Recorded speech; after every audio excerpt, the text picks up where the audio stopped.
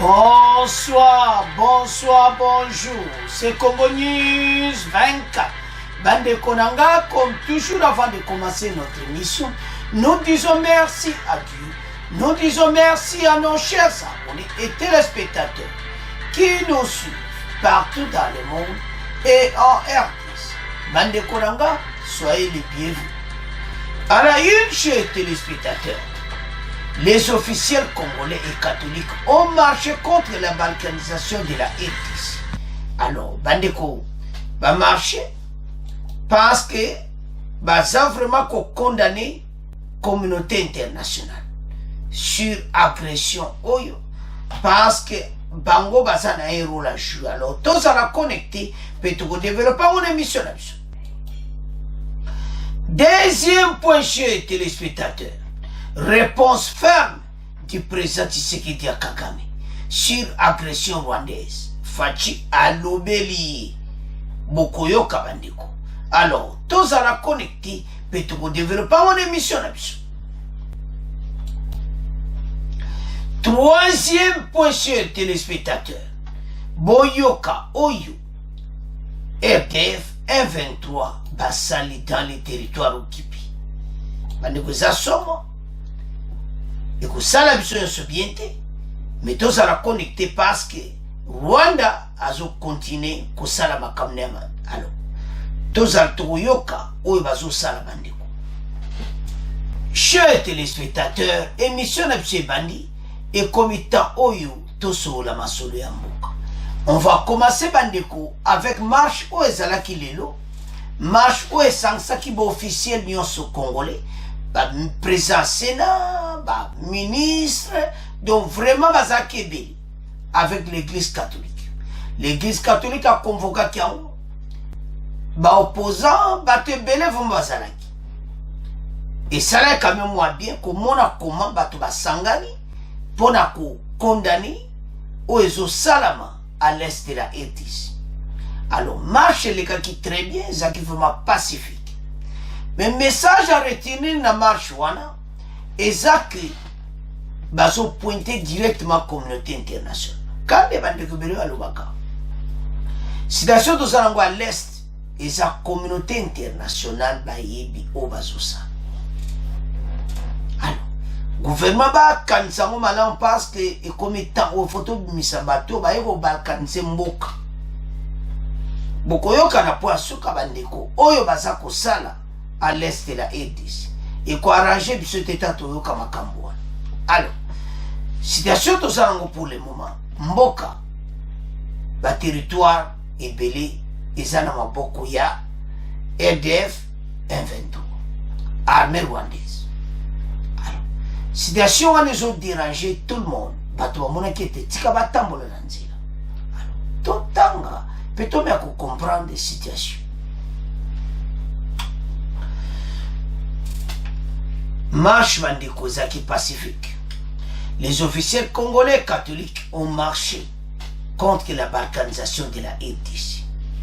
Des officiels congolais participent à des manifestations anti-Rwanda pour le ministre de l'Intérieur, président du Sénat.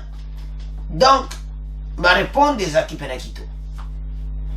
Répondant à l'appel de l'église catholique qui a convoqué ce dimanche 4 décembre une manifestation contre l'agression rwandaise et pour dire non aux vérités internationales et sécessionnistes de Kigali. Des officiels congolais prennent également part. À Kinshasa, la présence du président du Sénat et du vice-premier ministre en charge de l'Intérieur est remarquable aux côtés des manifestants. Et ça là qui va manifester qui toko, comme on a konzi, na balabala ensemble. Et là, on a lukande yango. Ya honte la saka bolingo ya mboka. Opposant peu bazalaki, mais monter un peu à distance. Donc, vous comprenez qu'à marche yo, ezaki a sakanati. Alors, na kada marche wana, les chrétiens catholiques ont marché pour dire non à la balkanisation de la RDC. Les fidèles catholiques des paroisses constituant les doyens du Saint-Sacrement de Notre-Dame de Grâce ont répondu massivement ce dimanche, 4 novembre, à l'appel de la marche de protestation contre l'agression rwandaise lancée par la communauté épiscopale national du Congo 5. Plusieurs manifestants ont marché de l'Université pédagogique nationale, IPN, jusqu'au point de chute prévu dans l'enceinte de l'école Boboto de la paroisse Saint-Sacrement située dans la commune d'Engalim. Alors, marche ezaki bien, pacifique, pour la kolaksa bango, que communauté internationale bozo sala, ezamabe, bozo loba, mais bozo sale le côté. Alors, tomeka, quoi analyser. Bandeko, tout Taïwan, vice-premier ministre présent, président Sénat, Konzebele Bazalaki et les opposants, Bazalaki pensent. Alors, ce qui est autant la situation, ils ont ça la passé pourquoi? La communauté internationale, Bakoloba, mais rien n'agit. Donc, Bisso faut la angle très bien. Parce que Bisso suto yebi bango, Bakoluka va changer ma stratégie, monsieur.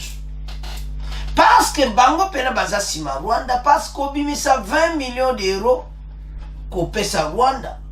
Bon, le bakeo est pour makama Mozambique. Non. D'une manière ou d'une autre, mbongo wana, pour que Mozambique, l'Union européenne, nous pèse à terre, et les Nations Unies, pour que na Mozambique. Donc 20 millions va pèser l'accès qui va supporter agression. Biso sikoyo à notre tour, c'est d'être une de tout le monde na marche wana.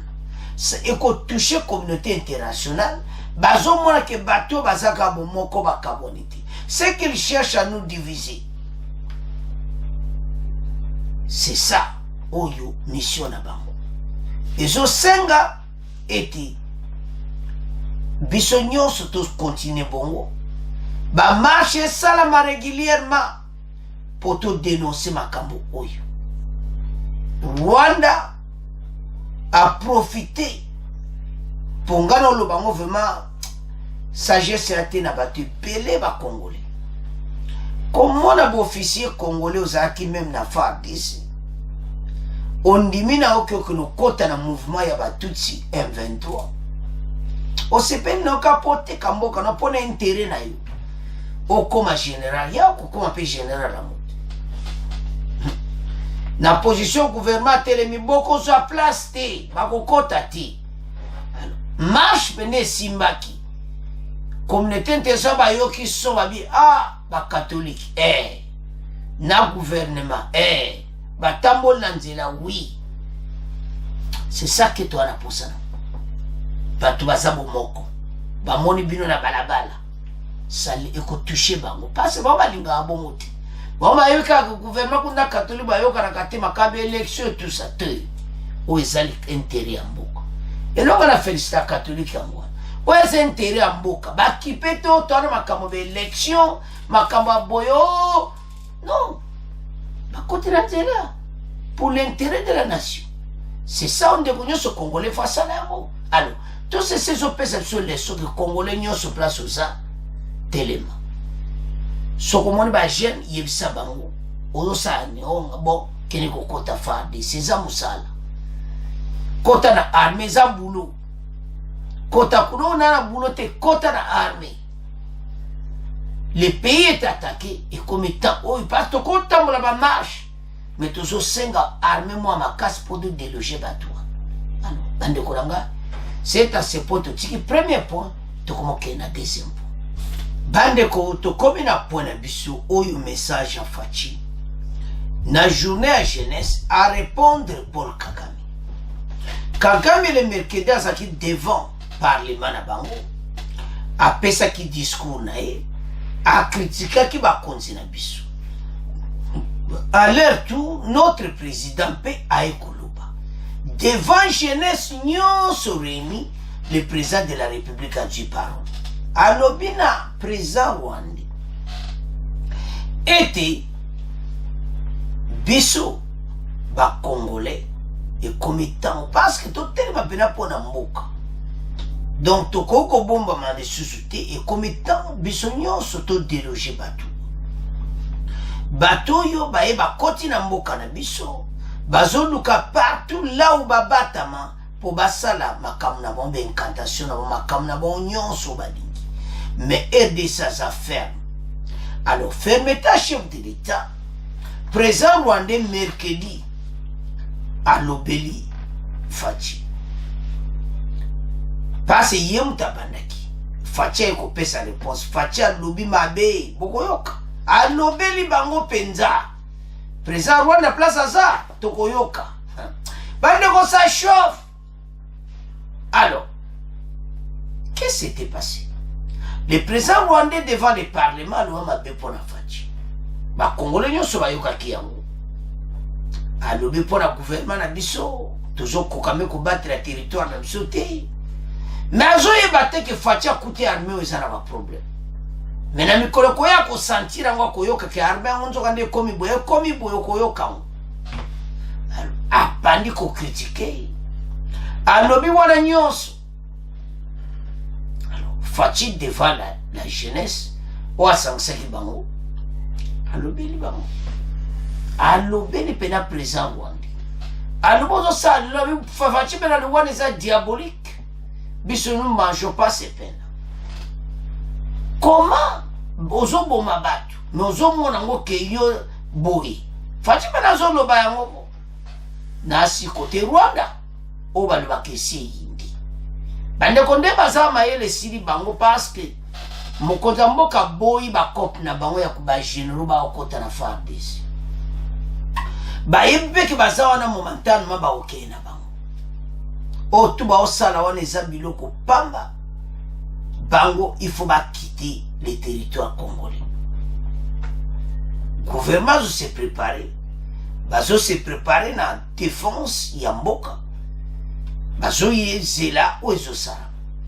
Alors, total un message à Fachi. Toyokae, montant avance. Réponse ferme du président Tshisekedi à Kagame sur l'agression rwandaise. La tension entre Kigali et Kinshasa ne faiblit pas.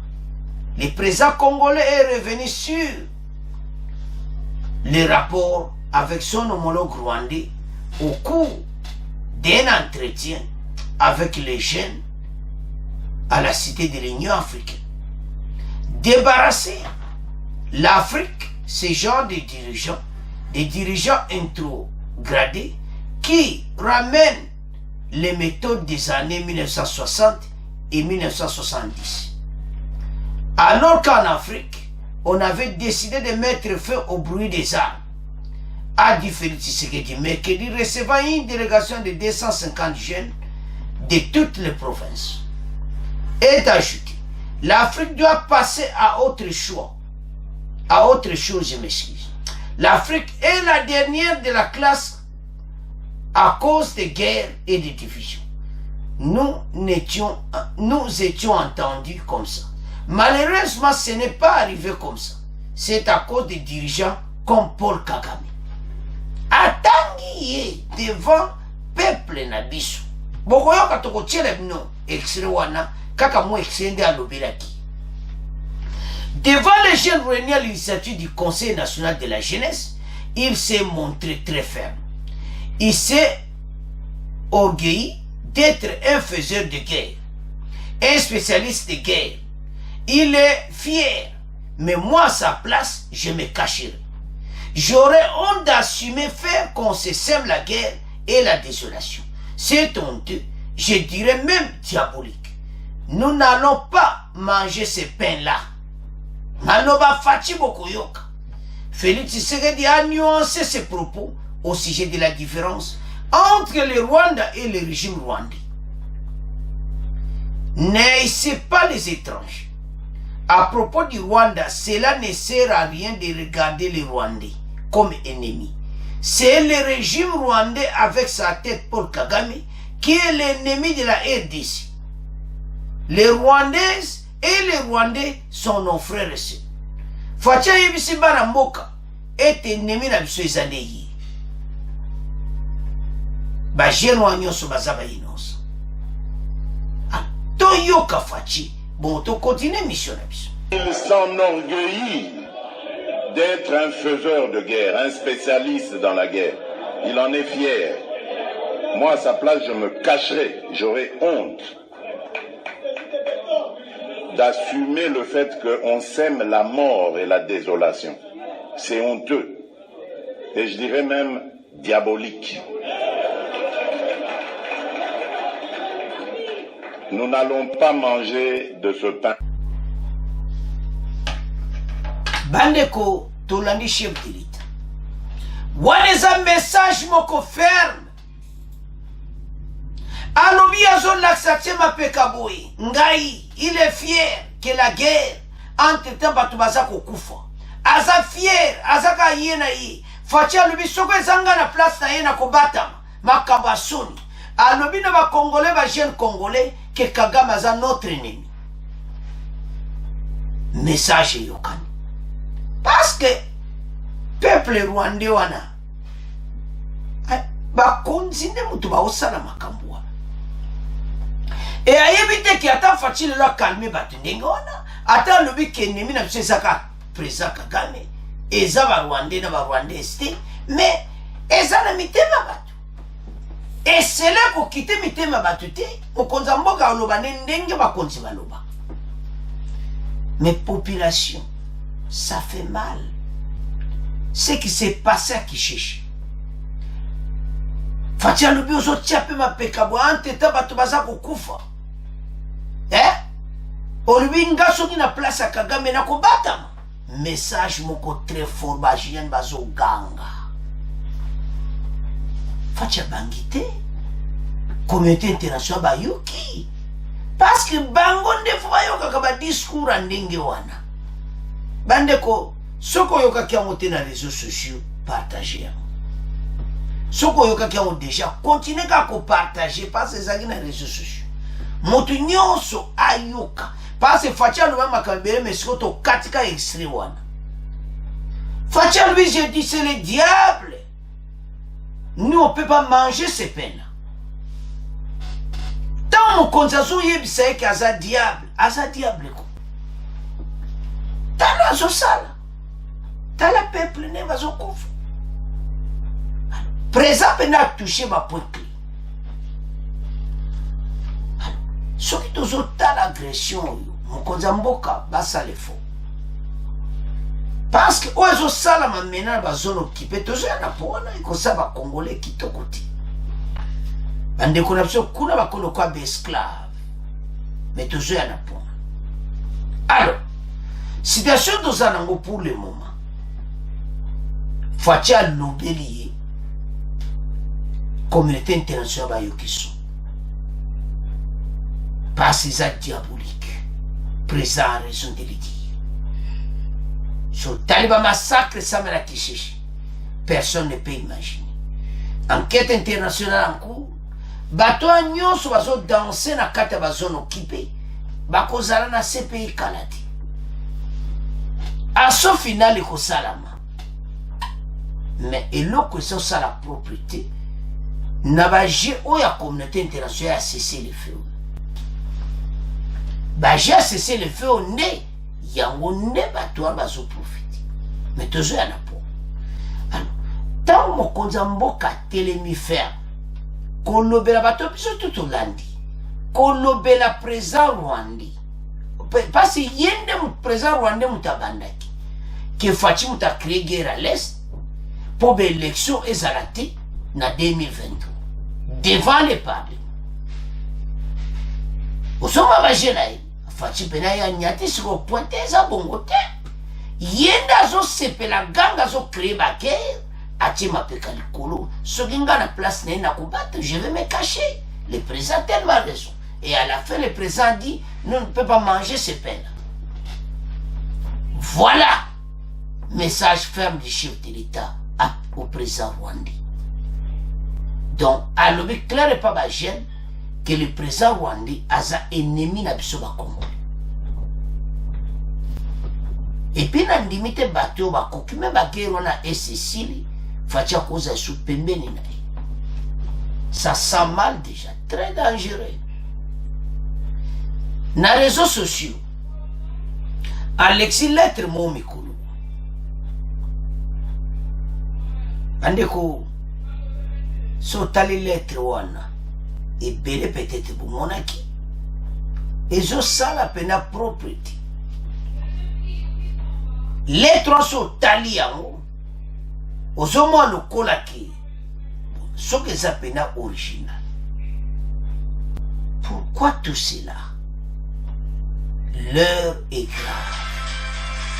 Alors soto otala biloko oyo bandeko totelema parce que bato oyo babanda makambo oyo depuis kala plan na ba balkanisation mais maintenant bakomi na suka. Président rwandais aza na mission moko kaka ekokisama mais azomona position ya Faci eza mobulu azozela 2023 pour Faci alongwa. Faci siko répondre clairement koyebisa ke makambo ya azosala soki nga na place na kobata. Oh, Faci a crié guerre à l'est pour élection eza te yimta sali yango. Et la communauté internationale bazala bango très content.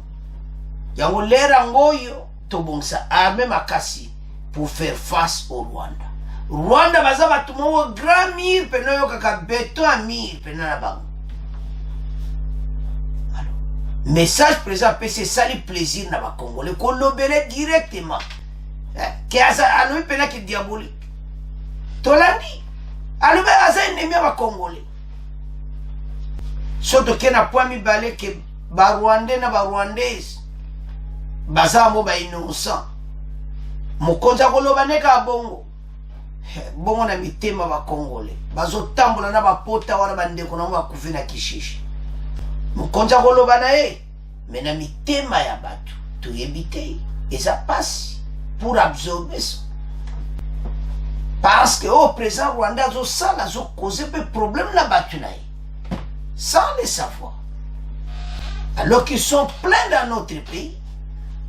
Mais il y a des gens qui peuvent arrêter. Pour les gens qui ont des minéraux, tu avances tous les candidats. Mais le plaisir est que Faci lobeli publiquement dans le monde, balandi yango ba chaîne nyonso ba betima boko. Alors, bande konanga, c'est à ce point tu dis deuxième point, tu remontes na troisième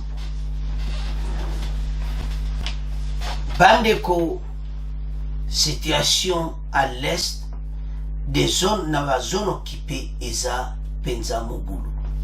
C'est l'urgence où tout solo ndebolanda ki wana à titre était vraiment situation mobulu oyo ba Rwandais M23 baza kosala na ba territoire occupé. L'heure est grave. Tokoyoka extrait si situation oezo leka na terrain. Bandeko soko tali situation tozana ngo na ba territoire occupé baza kosala bato mabe. Baza kozwa bango yoka ba taxe ba $250 ba $10 donc ozomona pena ke bazo sasa peuple. Alors maintenant ba territoire nyonso occupé maintenant bango ba ti ba taxe na bango. Voilà situation otuzanango na ba zone occupée. Donc bazo nyoko la bande connexion ba taxe sur jusqu'à $250. Ba kende bilanga donc bazo kata ba kare bilanga donc ozomona pena ke baza mwana pona konyoko la batu. Ba sali bazo pesa na quittance $10 à la taxe. Mon sous-hectare bilanga no eza boye fofuta boye. Donc bazo lukala. Parce que bazana problème mais ba mineri. Ba mineri mo ba timula ba carré minier pena proprement te baza attaquer na ba groupe. Bazana besoin là rapide pour ba avancer na makamba guerre. Mais Rwanda ocha mutema ga kituvana na Rwanda. Ba stratégie a cessé le fait ça bango ba continuer ko yibaka. Mais so tali pe bazana ba problème sérieux financier. Yango mo ba Congolais ba tomboka eta Union européenne misa alinga nane bimaki. Ba débloquer 20 millions. Message to pesa epanda Union européenne nyingani mbongo ebima lisusu te mpo apesa na Mozambique elelo elakisaki ya Mozambique. Alors badepute européen batomboki mbongo wana ekobima lisusu te. Mbongo wana babomba yango bazwa bato oyo bauta bomba Kisheshe batraduire bango en justice. Voilà badepute européen makambo alobi na section financière ya Union européenne. Mbongo wana ekobima te. Pour le moment, exactions au continent. Situation s'appelle mon boulot. M23 égale à l'armée rwandaise. Donc, ma kamo bazo sala ezali armée rwandaise. Mutu bazo sala. Totanga peto yoka armée rwandaise égale à M23. La tension entre Kinshasa et Kigali ne faiblit pas. Donc, et sa situation est appelée mon boulot. Ce qui est au sotala. Boyoka Oyo RDF 123 basali dans les zones occupées à l'est de la R10. Les rebelles 123 ont instauré depuis quelques temps une taxe de $10 par carré de champ, 23 mètres pour tous les agriculteurs dans les zones sous occupation. Ils délivrent même une quittance à la suite de ces paiements. La situation concerne aujourd'hui les commerçants et entreprises, notamment les usines de fabrication de boissons. Ces dernières sont sommées de payer des montants allant jusqu'à $250 au plus. Selon leur catégorie, des travaux forcés communautaires sont toujours d'application et toute la population s'y conforme, ajoute les sources locales. Sur l'axe Nyamulima et Chacha, les rebelles IM23 occupent déjà plusieurs localités jusqu'à 12 km de Nyalimi. C'est notamment Ngwenda, Kisiguro, Katuguro, Kisharo, les sources dans les milliers contactées par Radio Okapi affirment que ces rebelles règnent en maître. À Kiwanja, des sources concordantes indiquent que les éléments du M23 ont opéré un bouclage très tôt, ce dimanche 4 décembre, dans le quartier de Mabungo. Dans le 4 décembre, ces derniers battaient bouclage. Ces derniers ont brûlé le barge communauté Nande, appelé Kiande, avant d'interpeller plusieurs personnes, dont un notable de la dite communauté. Parce qu'ils ont interpellé tout, brûlé le bouclage, ça va les caper à $10, après ça donc Mawato. C'est sûr dans la région précise que ces barges étaient considérés par les rebelles comme un lieu de la réunion de Maïmaï. Situation qui accroît des inquiétudes au sein de la population à Kiwanja. Les activités sociales et économiques sont paralysées dans toutes les zones occupées car la population n'arrive pas à l'approvisionner. Elle subit également d'autres mesures contraignantes. Les sources indiquent aussi que les rebelles seraient en train de renforcer toutes les positions qu'ils occupent dans le Rutshuru. Ils ont renforcé ma position dans le monde de Mindukiro. Néanmoins, le calme règne sur toutes les lignes de front, notamment dans les Bouito, Kibumba, Tulax, Nilima, au plein nord de Rutshuru. Cependant, plusieurs sources rapportent des exactions et impositions auxquelles soumise la population dans des zones occupées. Si on a cessé les feux, au niveau de Bangwana, baza ko imposer ko ça Lourenço makamwa nyonso a cessé les feux. Mais entre-temps, baso pesa bato ta est-ce que ça va gêner na bangote? Est-ce que ça va gêner la communauté internationale? Que armée rwandaise baza la kana mboka na biso ba commettre makambo bazo sala oyo. D'imposition, des exactions, la société, $250 va foutre. Donc, tout va ça la population, communauté internationale, avant de quitter. Pour n'avoir ça normal. Est-ce que va cesser les feux? Ça va gérer des mettre et ça va sauter. Et ça va. Parce que M23 égale armée rwandaise. RDF égale M23. Bandeko. Boyoka Oyo RDF égale M23 basali et ça passe parce que baza même mutu makamoto boyoka awa RDF égale à M23. Tolanda, poto bango baza mutu moko. Bon, to avancer mission na biso. Dans le maximum, M23 égale RDF, c'est-à-dire Force armée rwandaise. Une enquête de la presse apporte de nouvelles preuves, écrit le bi-hebdomadaire congolais qui soutient que l'origine de l'insécurité endémique entretenue dans la partie est de la RDC depuis 3 décennies fait de moins en moins de doutes.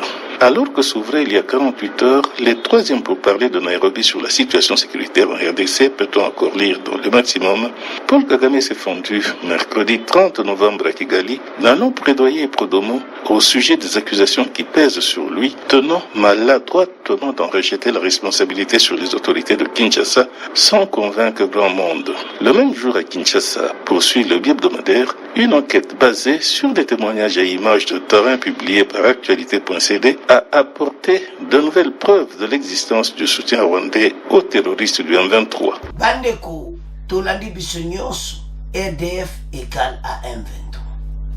Voilà, citation toujours parcourue. Était batoyo, batele melimboka na biso. Ezamawa. Donc, oyo kaka pillage moko total, du peuple, bazo dérangé, donc, koti ba idée na bango, arme et tout ça. Voilà la citation au tout ça. Maintenant, surtout lundi extrawana, RDF 123, bazamutu moko. Bandeko, totelem. L'air autoseza l'air moko mapi. Nguna telemeli biso na ndinga muketi. Peuple congolais telema pona mboka, bateau biso silani na ba. Voilà la citation. Bateau yo, bazo senga bandeko na biso ebele wa mbongo nde tolandiwa. $10, $250 na ba société boisson. Soko tali ezo sala pena pasi peuple azo vivre na pasi na ba zone occupée. Ba konzi bo se préparer makasi. Tout déloger bateau le plus tôt possible. Parce que tantôt, il y a des exactions. Ce qu'ils sont en train de commettre. Congolais sont mal à l'aise. À ce moment-là, que vous continuez, il faut que vous fassiez ma cambonos. Alors, bandeko, bota la problème au tout ça. Il y a un Congolais quelque part pour Sozali. L'heure est grave. Tolandiwana, M23 égale à RDF. Armée rwandaise. Obexaction bazo ça la communauté internationale avant nekimia. Or il faut que benga na batu oyo. Ba imposer biso guerre oyo. Et ça mawa. M23 na no so la na marche ba catholique batangi Uganda. Et Rwanda bazo supporter guerre Rwanda. Hypocrisie na bango. L'air est grave. Citation sur tout ça.